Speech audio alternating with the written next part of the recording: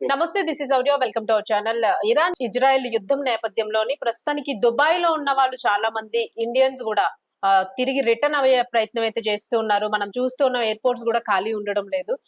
అలాగే ఫ్లైట్స్ కోసం ఎదురు చూస్తున్నారు. ఒక పక్క బాంబు దాడులు అయితే జరుగుతూనే ఉన్నాయి. సో ఏ రకంగానైనా దుబాయ్ కూడా పూర్తిగా ఖాళీ అయిపోయింది అనే రకాల వార్తలు అయితే వింటూ ఉన్నాము.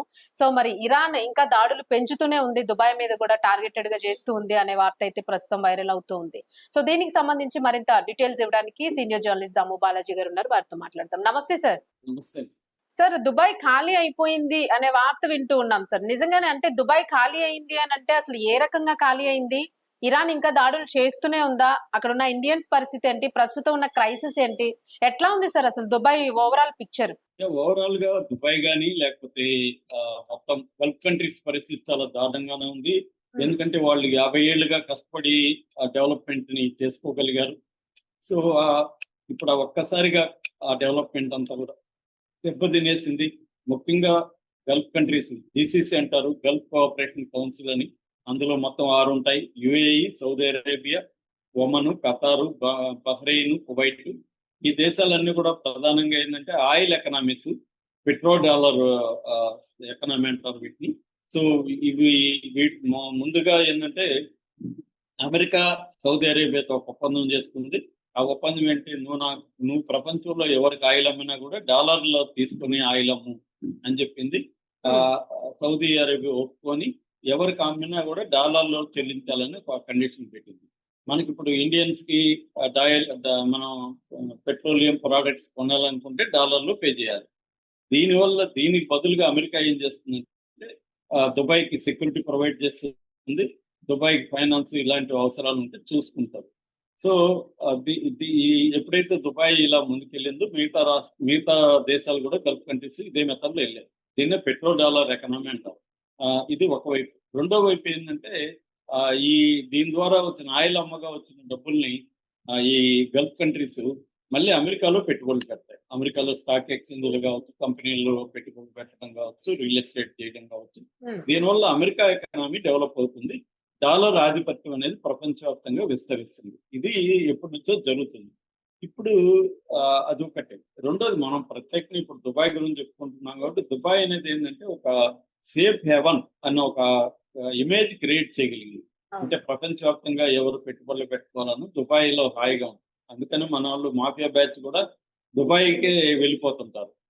మీరు దావూద్ ఇబ్రహీం దగ్గర నుంచి మంగళూరు మాఫియా బ్యాచ్ వరకు అందరూ కూడా దుబాయ్కే వెళ్ళిపోతారు. అట్లాగే కరప్ట్ పొలిటీషియన్స్ చాలా మంది కూడా ఇక్కడ డబ్బులు సంపాదించి దుబాయ్ లో పెట్టుబడులు పెట్టుకుంటారు. ఈవెన్ మన కవిత లాంటి వాళ్ళకి కూడా అక్కడ బుర్జ్ ఖలీఫాలో ఒక ప్లాట్ ఉందని చెప్తారు. బుర్జ్ ఖలీఫాలో 165 అంతస్తులది. అందులో 143 వరకు జనాల్ని అలో చేస్తూ ఉంటారు.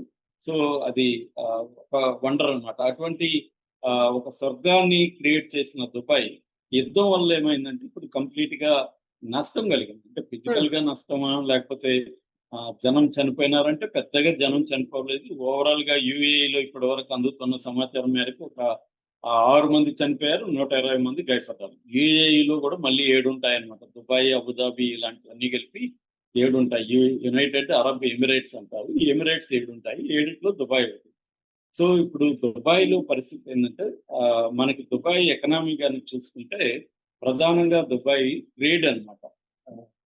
ట్రేడ్ వచ్చి దాదాపు 28% పైన ట్రేడ్ వాళ్ళకి ఎకనామీ టీడీపీలో ఉంటది. ఈ ముఖ్యంగా ట్రేడ్ లోకి సంబంధించి ఏంటంటే ఈ పామ్ జుమైరా బీచ్ కి సంబంధించినవి, బుర్జ్ అరబ్బా హోటల్, వీటి మీద అంతా కూడా దాడులు జరిగింది. అందువల్ల బాగా ఇబ్బంది అయింది. రెండోది లాజిస్టిక్స్ లేకపోతే ట్రాన్స్పోర్ట్, ఇవి కూడా దుబాయ్లో 12 to 14% ఉంటుంది అనమాట.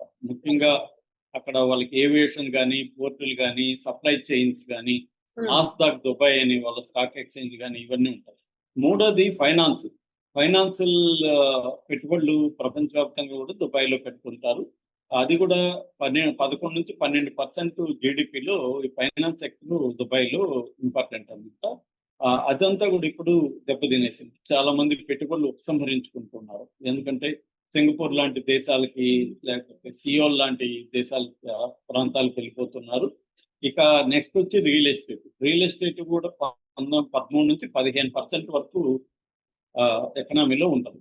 అందుకనే ఇప్పుడు మనోళ్ళు కూడా హైదరాబాద్ నుంచి కూడా చాలా మంది దుబాయ్లో పెట్టుబడులు పెట్టారు. మన విష్ణు ఫ్యామిలీ కూడా అక్కడే కాపురం పెట్టింది. చాలా మంది దుబాయ్లో వ్యాపారాలు చేస్తుంటారు. ఈవెన్ శ్రీదేవి కూడా అక్కడే చనిపోయింది కదా. సో అంటే ఇలాగ దుబాయ్లో ముఖ్యంగా నార్త్ ఇండియా వాళ్ళు చాలా మంది దుబాయ్లోనే ఉంటారు. ఈ మధ్య సౌత్ ఇండియా వాళ్ళు కూడా బాగా దుబాయ్కి వెళ్తున్నారు. ఇక ఐదవది టూరిజం. టూరిజం కూడా ఇంటర్నేషనల్ గా దాదాపు సంవత్సరానికి 2 కోట్ల మంది దుబాయ్కి వెళ్తుంటారని ఒక అంచనా ఉంది.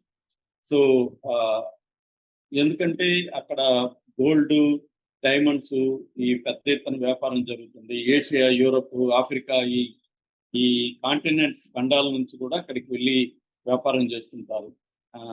సో రీఎక్స్పోర్ట్ సెంటర్ అంటారు దాన్ని. రీఎక్స్పోర్ట్ సెంటర్ అనేది వీళ్ళు ఎక్కడి నుంచి ఇంపోర్ట్ చేసుకొని మళ్ళీ ఎక్స్పోర్ట్ అనేది చేస్తారు అనమాట.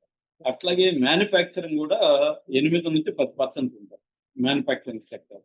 ముఖ్యంగా అల్యూమినియం, ఫుడ్ ప్రాసెసింగ్, కెమికల్స్ ఇవన్నీ కూడా అక్కడ మ్యానుఫ్యాక్చరింగ్ చేస్తారు. నిజానికి దుబాయ్ చాలా మందికి తెలియదు ఏంటంటే దుబాయ్లో ఆయిల్ వాళ్ళ ఎకనామీలో 1-2% కంటే కూడా ఎక్కువ లేదన్నమాట. మెయిన్ గా వాళ్ళకి నేను ఇందాక చెప్పిన logistics, trade, finance, real estate, tourism ఇవి ప్రధాన సెక్టర్లు. ఇవన్నీ కూడా ఇమేజ్ మీద బిల్డప్ అయింది. అంటే సేఫ్ అనే దేని మీద బిల్డప్ అయింది. ఇప్పుడు అది పోయిందన్నమాట. ఎందుకు పోయిందంటే వీళ్ళు విపరీతంగా యుఏఈ మీద, దుబాయ్ మీద ఇరాన్ అటాక్స్ చేస్తుంది. ఇరాన్ ప్లాన్ ఏంటంటే యుద్ధాన్ని నాకు ఒకటికే నష్టం జరిగితే ఈజీగా నన్ను ఓడించేస్తారు, నన్ను దెబ్బ కొట్టేస్తారు. నా నష్టాన్ని మొత్తం ఈ మిడిల్ ఈస్ట్ లో అనేక దేశాలకు, ముఖ్యంగా గల్ఫ్ కంట్రీస్ అందరికి కూడా నష్టం కలిగిస్తే వీళ్ళు ప్రెజర్ చేస్తారు. అందుకని కొన్ని ఎత్తుగడల్ని ఇరాన్ పాటిస్తుంది. ఒకటి వచ్చేమో ఈ హార్మూజ్ జలసంధిని క్లోజ్ చేయడం వల్ల గల్ఫ్ కంట్రీస్ నుంచి ఎగుమతి అయ్యే ఆయిల్ ఆగిపోవడం వల్ల ఇటు గల్ఫ్ కంట్రీస్ సఫర్ అవుతాయి, ఇటు దిగుమతిదారులైన China, India, Asia, Europe, even America ఇవన్నీ కూడా అవుతాయి. ఇంటర్నేషనల్ గా బ్రెంట్ క్రూడ్ ఆయిల్ రేట్లు పెరిగిపోతాయి. దాదాపు ఇప్పుడే ఆల్రెడీ $100 ఉంది. ఇది 150-200 చేరాలి అనేది ఇరాన్ టార్గెట్. రెండోది ఏంటంటే ఇక్కడ ఉన్న ఇన్ఫ్రాస్ట్రక్చర్ ని, ఆయిల్ రిఫైనరీస్ ని, టూరిస్ట్ ప్లేసెస్ ని అటాక్ చేయడం. అందుకని వాళ్ళు దుబాయ్ ఇంటర్నేషనల్ ఎయిర్పోర్ట్ మీద బాంబులు వేశారు. తర్వాత జబల్ ఎయిర్పోర్ట్, అలీ ఎయిర్పోర్ట్ అన్నమాట, పోర్ట్ మీద వేశారు. ఆ తర్వాత అక్కడ షేక్ జైద్ రోడ్ లో ఒక టాల్ బిల్డింగ్స్ ఉన్నాయి, హై రైజ్ బిల్డింగ్స్ మీద అటాక్ చేశారు. అంటే ఇంటర్నేషనల్ టూరిస్ట్ ని అక్కడ రానివ్వకూడదు. తర్వాత బిజినెస్ పీపుల్ ని తరిమేయాలి, దుబాయ్ ఎకనామీని ఇబ్బంది పెట్టాలి అనేది వాళ్ళకి ప్రధాన టార్గెట్. అలాగే గల్ఫ్ దేశాలు అన్నిట్లో ఉన్న యుఎస్ బేసులన్నిటి మీద కూడా పదే వేస్తున్నారు. భయానక వాతావరణాన్ని క్రియేట్ చేస్తున్నారు. అంటే ఫిజికల్ గా దుబాయ్ లో ఉండే ఇండియన్స్ ఇంకొకరికి ఏం కాలేదు, హాయిగా ఉన్నారు వాళ్ళు. వాళ్ళ అంటే సివిలియన్స్ ని చంపే ఉద్దేశం ఇరాన్కి లేదు. కానీ భయభ్రాంతం చేసే అవకాశం ఉంటుంది. నిన్న కూడా ఇరాన్ పర్యటించింది. దుబాయ్ లో కానీ మిగతా చోట్ల గల్ఫ్ దేశాల్లో ఉన్న వాళ్ళు, ముఖ్యంగా పోర్టుల్లో ఉన్న కార్మికులు కావచ్చు, పోర్టు దగ్గర రెసిడెన్స్ అంతా కూడా ఖాళీ చేసి వెళ్ళిపోండి మేము వాటి మీద అంతా కూడా అటాక్ చేయబోతున్నాం అని కూడా ముందస్తు హెచ్చరికలు ఇరాన్ చేసింది. అందువల్ల ఒక భయానక వాతావరణం అయితే దుబాయ్ లో ఉంది. ఏవియేషన్ రంగం ఇదైపోయింది, ఆయిల్ ఆగిపోయింది, మొత్తం టూరిజము, ఈ ఫైనాన్స్ సెక్టర్ ఇవన్నీ కూడా దెబ్బతిన్నాయి. ఆల్రెడీ ఇండియన్స్ కూడా చాలా మంది దుబాయ్ నుంచి వచ్చేసి పనిలో ఉన్నారు. ఎందుకంటే ముందు సేఫ్టీ ముఖ్యం కదా, ప్రాణాలు కాపాడుకుంటే మళ్ళీ బతుకు తెరువు తర్వాత కథ అని వీలైనంతగా ఫ్లైట్లు, స్పెషల్ ఫ్లైట్లు ఏవో ఒకటి పట్టుకొని వస్తున్నారు. ఇండియా కూడా హెల్ప్ చేస్తుంది. మన జయశంకర్ కూడా పార్లమెంట్ లో 57,000 మందిని మేము తీసుకొచ్చామని ప్రకటించాడు. సో ఒక రకంగా ఏంటంటే సేఫ్టీకి పెద్ద ఇప్పటికిప్పుడే లేదు, కానీ ఒక భయాందోళన ఉంది. ఎందుకంటే యుద్ధం ఇంకా పెరుగుతుంది.